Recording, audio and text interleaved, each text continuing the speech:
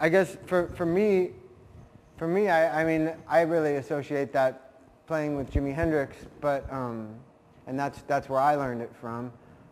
When I was a little kid and I heard Little Wing, I remember going to some like in Florida at the summer. I went to some Indian get-together picnic. They had like an Indian band. It was on an Indian reservation, and the band there played Little Wing, and I remember I thought about it a lot, and I decided that nobody could possibly know how to play Little Wing. Like I felt like that it's in the category of impossible to play. And I saw this guy play it, and I just couldn't believe my eyes. Like this guitar player up there was playing it, and I really felt like he was doing the impossible. So that kind of playing, it took me a while because it exists on so many levels. You've got the chord being played, and then you've got a sort of a lead part going on top of it, and then you also get on top of the lead part these extra strings that are being barred that are on the high strings.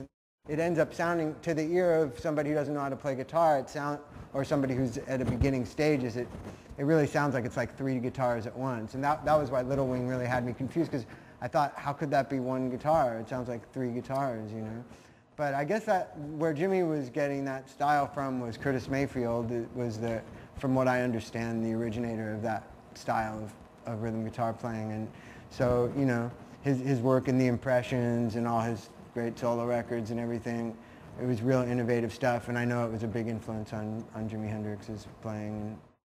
Yeah, I mean, for me, I think using my thumb definitely has a lot to do with the way it sounds when I do it, because it gives my fingers a lot more freedom. For me, like, I could never play this chord that way. It would be too limiting for me. There's only so much you can do from there, and when your thumb's taking care of that, you have a lot of freedom here, and so that. For me, that's a big part of playing in that style, like especially on Danny California, where that thumb is reaching those notes, it's like it just couldn't be done if you tried to do it this way, And so that's a big part of it. But as far as hitting it, I guess it just comes from years of doing it. It's not something that I've ever really thought about that much. I know the ability to block the strings that you don't want to be using with this hand rather than not picking them. I tend to pick all the strings, and if I don't want a certain note to ring through, I'll lift my finger up on it without lifting up all the way. And that's just something that it's second nature to me now, but I guess to somebody who's in their first couple of years of playing, it's really a good thing to start thinking about is getting in the habit of picking all the strings. That way you can get really the real rhythmic kind of attack, and then with this hand, if you want to play the note that you would normally be just picking by itself, you